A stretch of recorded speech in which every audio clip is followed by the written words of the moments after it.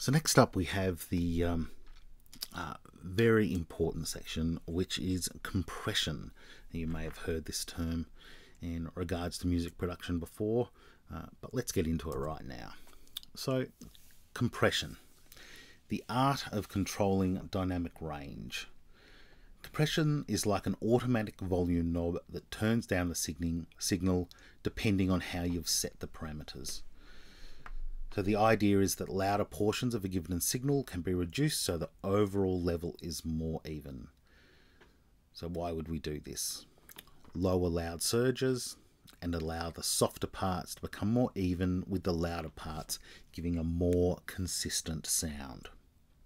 Okay, so it's a automatic volume turner downer is what a compressor does. So let's have a look how that works and the elements that we use to control that. So we have the threshold. This is probably the first thing that we would look at to set. So the threshold is the input level above which the signal is reduced, the point where the compression starts to compress. It's nearly always set in decibels. So our red line there represents a threshold level, the point at which the compressor starts to work. So the audio above that part is the section that would be compressed.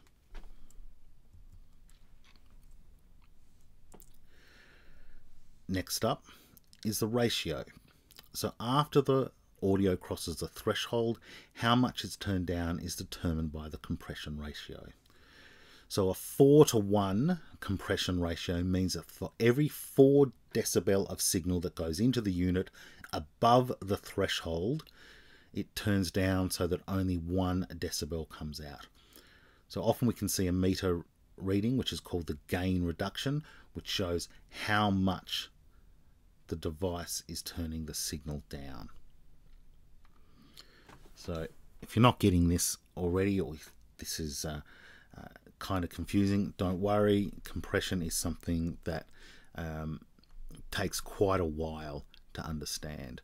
That's why we're going to keep going through this section. So the attack. So once we've reached our threshold, we need to know how fast is our gain reduction going to occur. So a slower attack time, the more of the initial sound gets through to the unit without being altered. A slower attack time lets through more peak, and the immediate material following it then starts to work. So for example, if we have a kick drum, we wouldn't want a really fast attack on that, because that would be squashing the initial transient of our kick drum, because we want that snap to come through, but we might want the more of the body of the sound to be controlled after that initial transient. So there's also the release time following on from the attack, and so this is how long it takes for the compressor to stop altering the sound after it has gone past the set threshold. So this is all the same kind of control that we have been talking about when we're talking about synthesis, ADSR, attack, decay, sustain, release. So the same kind of controls there. Another control a compressor might have is our hard and soft knee. So this controls basically the bend in the response curve. It is a sharp angle or is it rounded. A soft knee slowly increases the compression ratio as the level increases and eventually reaches the compression ratio set, and it reduces the audible change from uncompressed to compressed. So a soft knee is very commonly used in for vocals, because you don't want a compressor coming in all of a sudden and chopping into the vocal as it's being sung. You want that to gently come in and actually sound more natural. So that's what a soft knee does. Next up, we would have the makeup gain. So our compressor is reducing the gain or the level of the signal, so we'd want to put some makeup gain after that, so to turn the level back up once it's been turned down. And another option that we often have is the look ahead. So the old analog compressors, they couldn't take any action until after the compressor has had the audio come through it, but software compressors, they can actually read the file in advance beforehand. So this allows the compressor to catch the audio peaks before they hit it. Alright, so that's your crash course on compression. And now we come to effects, which is of course the fun part of the music production style. So there's a couple of different types of effects and how they're used. So there's inserts and auxiliaries. We have delays and reverbs as well. So let's have a look at how these effects might work. So inserts and auxiliary. So with an insert, we have audio that directly enters the channel. So they're placed directly in the audio track. So this routes the signal through the effect and out to the track's fader. This is then blended into the original signal and off to the master stereo.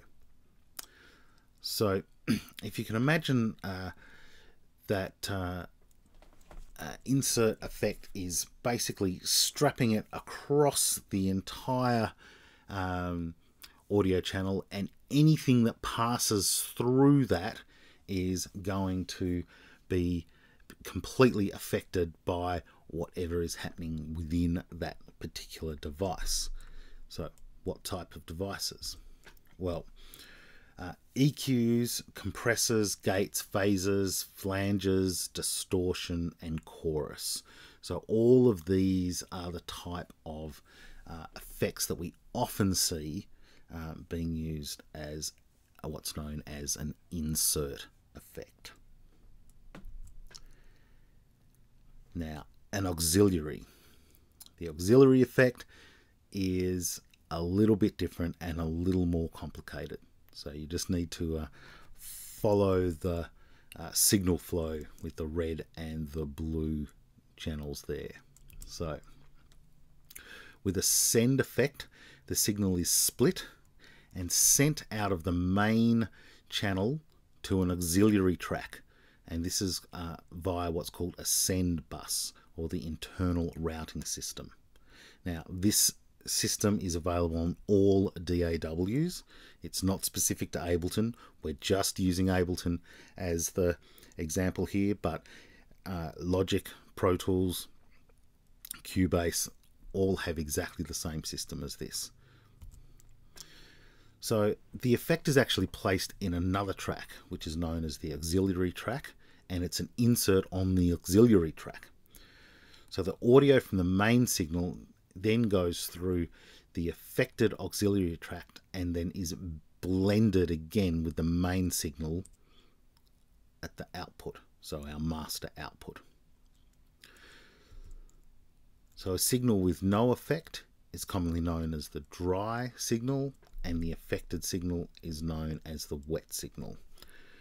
So look, I'll just go over that again because it can be a little confusing. So we can see there, if we look at our channel strip, we can see our send, we can see A is our send, and that send is sending some of our audio to our auxiliary channel, which is auxiliary channel A.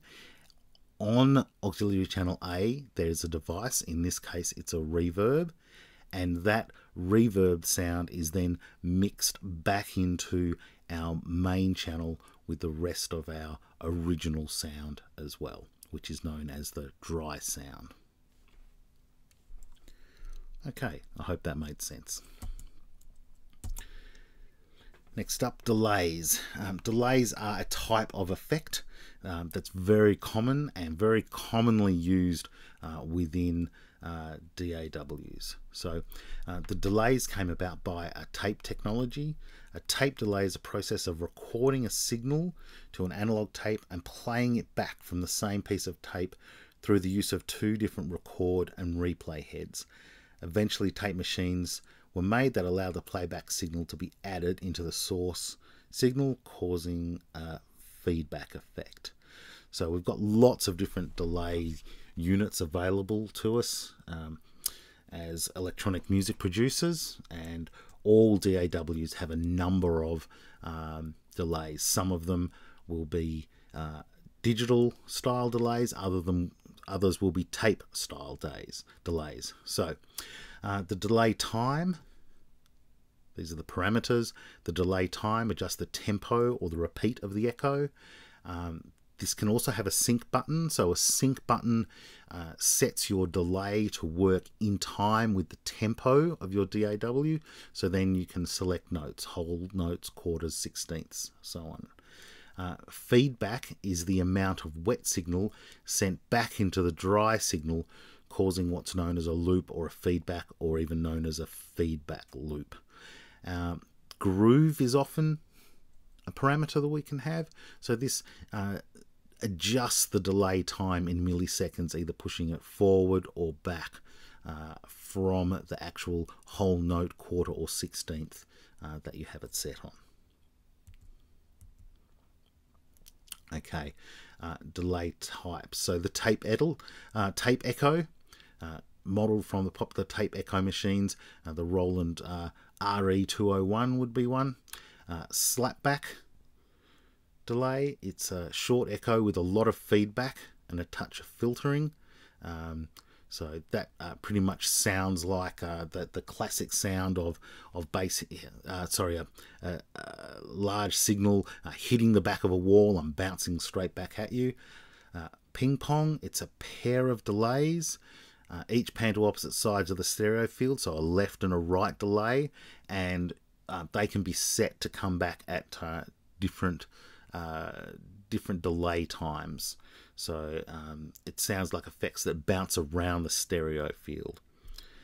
Multi-tap, so a multi-tap delay can actually up the ante further by giving the user access to even more individual delay lines, each with its own panning, feedback, and sometimes filtering characteristics. Let's have a look at delay. So here's a simple delay, and we can see that the delay has two independent delays, one for each channel, left and right. And the link option turns this into a mono delay, which applies a left delay to both channels. As we can see, we've got two there. With a sync enabled, the delays sync to the session tempo. The divisions equal an amount of 16 notes. For example, 3 represents a delay of 3 by 16th notes. And we can see there in the graphic below that we've got 16ths there, and the 3 would be that first top line there, and the 16ths are below. Next up, reverbs.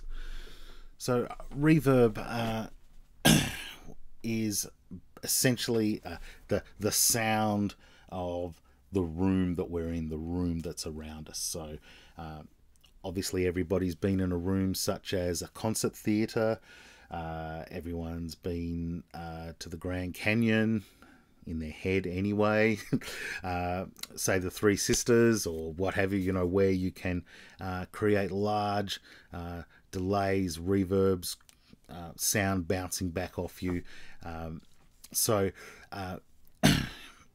reverbs artificial reverbs based around music studios that would use actual reverberation room, and that could be up to 2,000 square feet in size. Eventually, they started to make what were known as plate and foil reverbs. So it's a large plate of sheet metal suspended on a frame so it could vibrate freely. This was placed in a room of its own. The signal would go in there, then it would be sent to the plate, would vibrate, and microphones would pick up the sound. There are a bunch of other artificial reverbs. So there's the plate reverb that we just spoke about then, but there's also digital reverbs that recreate that sound. Then there's convolution, which use what's known as impulse response. These types of reverbs are fantastic. They can actually record an impulse response from a real space and then impose that onto your mix. So for example, if you had a great big garage where you loved the reverb sound, the sound reflecting off there, you could actually go into that room, record a sound, and that would then be your impulse response, load that into a reverb, and then be able to apply the sound of that garage onto your mix. Kind of complicated, but also kind of cool. Here's digital reverb, and this reverb, yes, once again it's an Ableton reverb, but Pro Tools, Logic, Cubase, etc. all have reverbs that have the same kind of controls as we're looking at here. So first of all, there's high and low cut filters to control frequencies. We have pre-delay, controls the delay time in milliseconds. The size of a real room depends partly on this delay. Next up we have the shape. So this shape controls the prominence of early reflections, and then our diffusion creates the reverberation trail that follows these early reflections. Echo density and scale parameters provide additional control over the diffusion's density and the coarseness of it. So the chorus section at the end there adds a little modulation and motion to the diffusion. So the early reflections are the earliest echoes that you hear after they bounce off a room's wall, before the onset of the diffused reverberation tail. Their amplitude and distortion gives an impression of the room's character. There's a bunch of different reverbs, third-party reverbs that are on the market.